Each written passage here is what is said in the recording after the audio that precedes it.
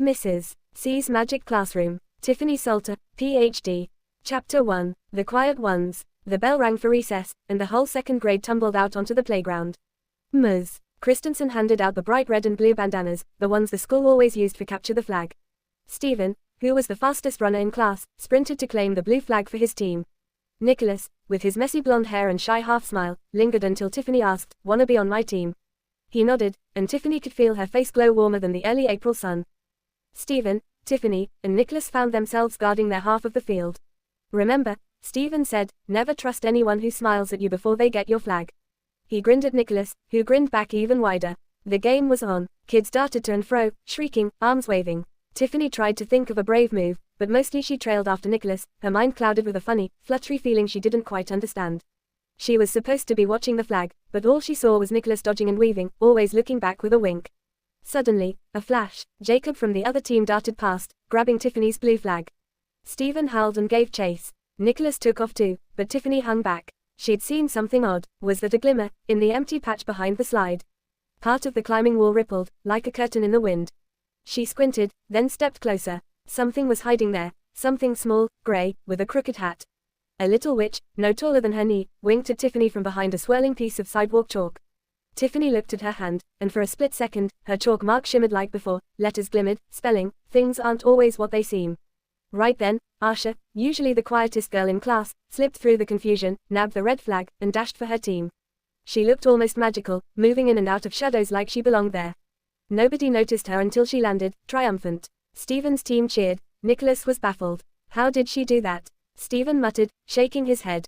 Tiffany grinned. Maybe she was invisible, just like I sometimes feel, she said softly. At the end of recess, while everyone compared grass stains, Ms.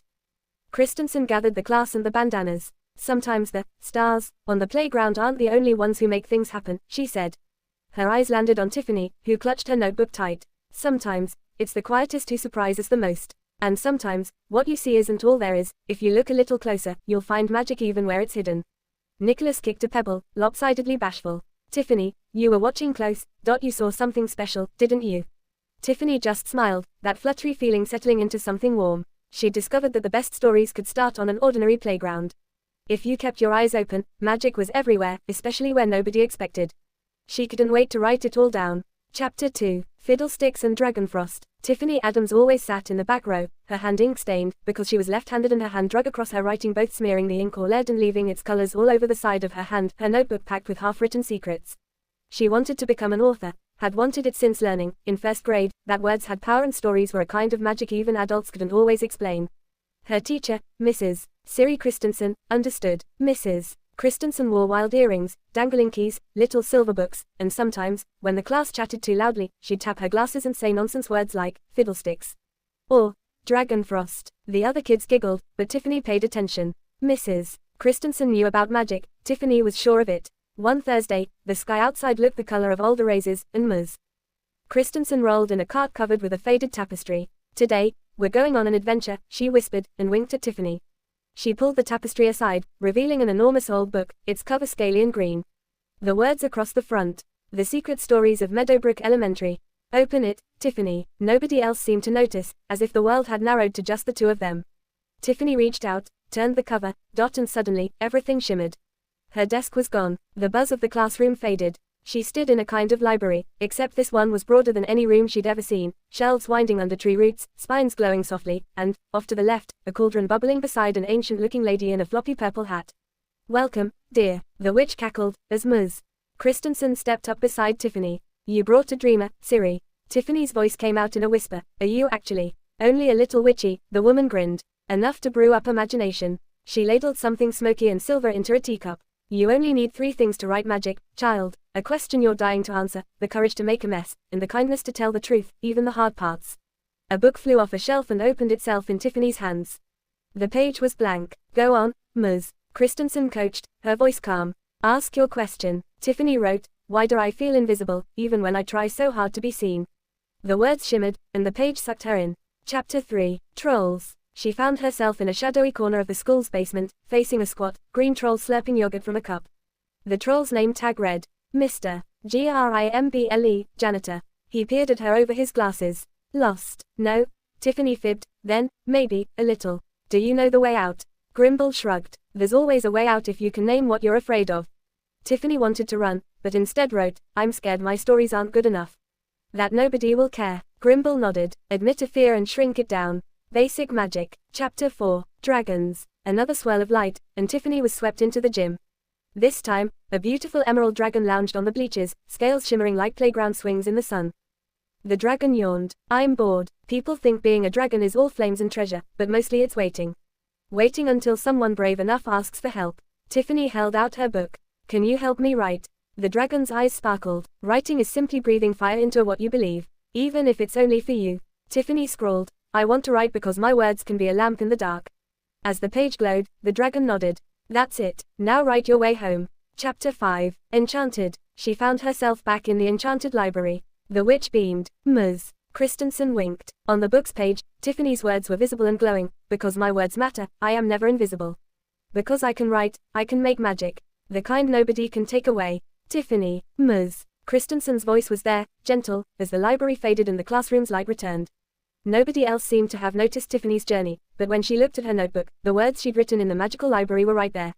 Ms. Christensen smiled, ready to share your story with the class. Tiffany took a deep breath. She stood up, books and dragons and witches and trolls swirling behind her words, and read out loud, her voice steady, brave, and a little bit enchanted. Chapter 6. I still count, too, right. In the days after the big capture the flag game, Tiffany found herself paying attention to Nicholas in new ways. She noticed how he always held the jump rope just right for whoever was next, or how he never let anyone at lunch sit alone. Sometimes, when Nicholas caught her staring, he grinned that soft, sideways grin and Tiffany felt butterflies flutter in her chest. It was harder, though, when Stephen pulled Nicholas away for soccer. Stephen had always been Nicholas's closest friend. They'd gotten matching lunchboxes the year before. Now, Stephen watched, a little more quietly than usual, as Tiffany and Nicholas bent over their notebooks together, giggling about stories and strange dreams. Stephen kicked at the mulch behind the swings one afternoon. You two are always together now, he said, not quite looking at them. Like you're in your own world. Tiffany wanted to say something, but Nicholas spoke first. It's not my world if you're not in it too, Stephen. His words were gentle, earnest. Stephen smiled, but his eyes looked a little watery. Chapter 7. Hablas Español. In class, Ms. Christensen had started teaching Spanish, one word at a time, weaving lessons into her stories and games. Numbers and colors sung themselves into their heads with little rhymes and spells, uno, dos, tres, jump and freeze. Tiffany laughed as Siri tapped out the rhythm with her wand pointer. One rainy afternoon, as the thunder rolled outside and the classroom windows blurred with water, Siri announced, words are magic. Every language you learn is another key to a new adventure. That sparked something in Tiffany's mind. She tugged Nicholas's sleeve at the end of the day. What if we make up a secret code with Spanish? One only the three of us can use. Stephen cocked his head. Really? Won't the others think it's weird? Nicholas nudged him. Not if we order it together. They worked on their code at lunch, blending Spanish with silly fairy tale words, swapping verbs and numbers, creating sentences that read almost like spells. Dragon uno zapato meant, let's meet by the monkey bars. Amigo cinco cielo was, watch out for trolls hiding by the swings. Soon, all the kids wanted to hear the code. Instead of teasing, they cheered. One sixth grader called it, the coolest thing since invisible ink. Even Asha joined in, learning Spanish phrases and trying to guess the meanings. That's what I hoped for, Siri told the class during circle time. Language should open doors, not close them. If you share your stories, others will celebrate with you, not push you aside. Chapter 8. Magic Codes. That afternoon, something strange shimmered by the oak tree near the field. Tiffany, Nicholas, and Stephen followed a trail of silvery footprints, which only they, with their newly enchanted eyes, could see. The footprints led to a circle of mushrooms and suddenly, the air was thick with magic. An elf, only knee-high, sat on a toadstool and tapped a lollipop staff to summon them closer. Only those with magic words may pass, the elf announced, winking an emerald eye. Say the words. Stephen froze. Nicholas shrugged and then Tiffany took Stephen's hand and squeezed tight. Together, the three friends chanted their code, Amigo cinco cielo, Dragon uno zapato. The circle glowed blue and gold, and all three children felt themselves lift off their feet, just a few inches, for just a moment, but enough to know magic was real and friendship even stronger. The elf laughed a tinkling, wild laugh. The best spells are the ones you create with friends. Even if you're scared of losing them, or things, remember, all magic grows when you share it. When they landed, the playground looked the same, but felt different. Stephen grinned like he hadn't in weeks. As they dashed back to where the other kids played, Tiffany heard Nicholas whisper, "You really are magic, Tiffany." Her cheeks flushed. Stephen squeezed her hand before she let go. "I think we all are, now." The three friends raced off, wrapped in their secret code, their magic words, and the warm knowledge that together, there was nothing they couldn't do. And on the playground, that day, every laugh was a kind of spell, cast in friendship and shared adventure. Just like Siri Christensen had taught them. Chapter 9. Pizza Day. Friday was always the best day in the Meadowbrook cafeteria. It was pizza day. The smell drifted down the halls like a parade, drowning out the usual aromas of mystery casserole and green beans. Tiffany, Nicholas, and Stephen slid into their regular seats, giggling about their secret code, when Tiffany noticed something across the room. Robbie, a quiet boy in their class, was hunkered at the end of a table, picking the cheese off his pizza. His clothes were small on him, a little threadbare, and his sneakers looked so worn even the laces seemed tired. A group of older boys swarmed close, making loud, ugly jokes. "Hey Robbie, did you get those shoes out of the lost and found again?" One sneered. Robbie stared down. Tiffany's chest went tight. She glanced at Nicholas and Stephen, both had seen it too. Something flashed in Stephen's eyes. "That's not right," he muttered. Nicholas stood up so quickly that his chair screeched. "Amigos," he hissed, using their code for, "let's do something, now." The three moved as one. Stephen marched up first, drawing the bully's attention. "Hey, quit it," he said sharply, trying to sound braver than he felt. Nicholas, with a magician's sleight of hand, flicked his napkin and, accidentally, launched a big slice of pizza, right onto the leader's shirt. Tiffany, not to be outdone, opened her milk carton with a flourish she'd learned from their fairy library adventure. The milk fizzed and, for just a blink, seemed to sparkle with a pink shimmer. It bubbled over, landing squarely in another bully's lap. Suddenly, chaos erupted. The bullies howled and tripped over their spilled juices and pizza crusts, sending trays flying and ketchup arcing across the room in slow motion.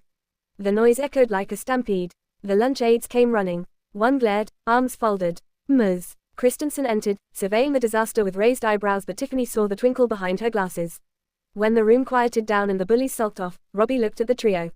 "You didn't have to, but thanks," he mumbled. Stephen shrugged. "Some things are worth making a mess for." At recess, Tiffany, Nicholas, and Stephen were handed mops and buckets.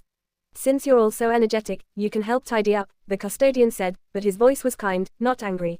"Ms." Christensen crouched next to them as they started scrubbing. "You know, sometimes grown-ups have to break rules for the right reasons too," she whispered. "I'm proud you stood up for Robbie. Just remember, magic can clean up a mess, but kindness sticks long after the pizza's gone." Tiffany grinned. Stephen and Nicholas both laughed, and Robbie, passing by, caught Tiffany's eye with a little smile. It was the first time she'd ever seen him smile at school. As they mopped, Tiffany dipped her brush in the soapy water and, using her finger, traced a word on the wet tile, "amigos." Nicholas added a squiggly heart. Stephen, with his usual flair, drew a rough sketch of a dragon. The mess would disappear, their friendship, and how they used the magic for good, wouldn't. And that Friday, as far as pizza days went, it was their favorite yet. Chapter 10. The Rainbow Parachute. On gym days, everyone buzzed with extra excitement. But nothing, not even dodgeball, came close to parachute day. Coach Owens rolled out the massive, rippling parachute, red, blue, green, yellow, and purple, its fabric brighter than birthday balloons. Even the kids who never wanted to run lined up eagerly along its edge.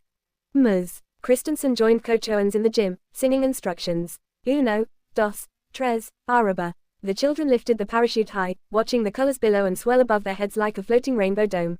Light filtered through, painting all their faces in shifting shades. As they sang, sometimes in English, sometimes in the Spanish words "ms." Christensen had taught them, all the worries of playground drama drifted away. Their voices blended, silly and strong. "Let's make a mountain, Una Montana. Make it rain, Louvre. Color swap." Everyone scrambled underneath as the parachute fell, giggling in a swirl of sound and silk. Stephen, always a little shy in gym, found himself staring up at the canopy of moving color. Every time it rippled, the rainbow seemed alive, rolling, shimmering, almost like the auroras he'd seen in a picture book. He didn't say a word, just watched, quietly awestruck. That night at home, Stephen dug out his sketchbook for the first time in months. He mixed his crayons and colored pencils, layering every bright shade he owned. On the page, he didn't just draw the parachute, he caught the movement, the wild joy, the way the whole gym had seemed to glow for a moment as the friends sang their code, laughed, and hid together beneath the shared sky of color. He wrote, in careful letters at the bottom, "Stephen Johnson, artist of the parachute rainbow." Later, he'd show it to Tiffany and Nicholas, who both insisted it looked exactly like magic. And Stephen, remembering how the colors had danced across their friends' faces and blended everyone together, knew that maybe it kind of was. From then on, whenever they played parachute, Stephen led the loudest, brightest round of singing, sometimes in English, sometimes in Spanish, always adding a little extra color to the songs. And for Stephen, that spinning, swirling rainbow would stay with him, shape his art, and remind him that beauty could be made, together, right in the middle of the school gym.